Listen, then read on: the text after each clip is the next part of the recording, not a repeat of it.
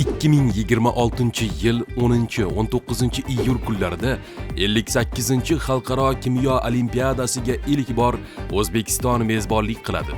Bu esa mamlakatimizda ilm-fan nufuzi va yoshlarimiz zakovatining xalqaro miqyosdagi oliy e'tirofidir.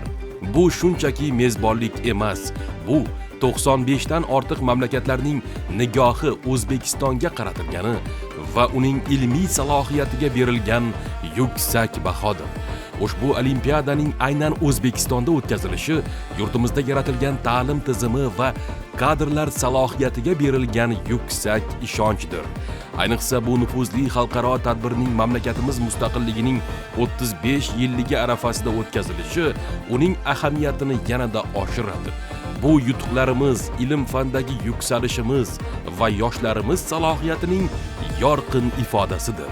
2026-yilda biz dunyoning eng iste'dodli yoshlarini O'zbekistonda jamlaymiz.